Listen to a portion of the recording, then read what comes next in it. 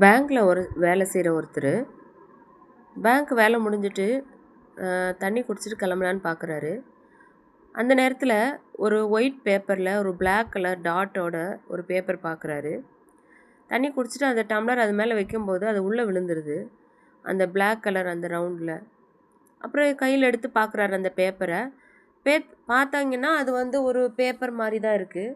கை உள்ளே வைக்கும்போது அது உள்ளே போகுது கை. அவருக்கு எதுனா இது ஒரு மேஜிக் பேப்பர் மாதிரி இருக்குன்னு ரொம்ப ஷாக் ஆகுறாரு. அதை எடுத்துகிட்டு போயிட்டு ஒரு சாக்லேட் இருக்கிற அந்த இது மேலே வைக்கிறாரு கபோர்டில்.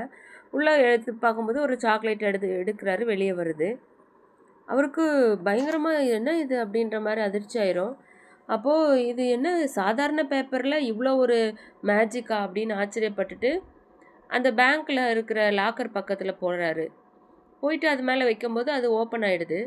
மறுபடியும் அந்த லாக்கருக்கு ஓப்பன் பண்ணிவிட்டு அந்த பணம் இருக்கிற கபோர்ட் பக்கத்தில் போயிட்டு அதை வச்சு எடுக்கிறாரு. எடுத்தால் பணம் அவ்வளோ வந்துட்டே இருக்குது.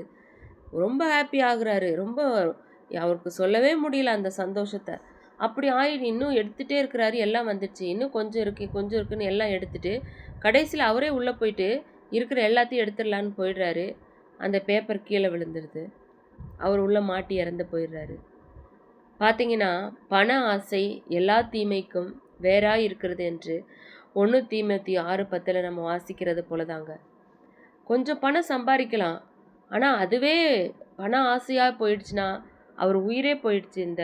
நம்ம இந்த பார்த்த வீடியோவில் அது மாதிரி இல்லாதபடிக்கு போதும் என்ற மனதுடன் கூடிய தேவ பக்தி தான் மிகுந்த ஆதாயங்க. நம்ம இருப்பதை வைத்து வாழ தேவனிடத்தில் ஆலோசனையே கேட்போம்.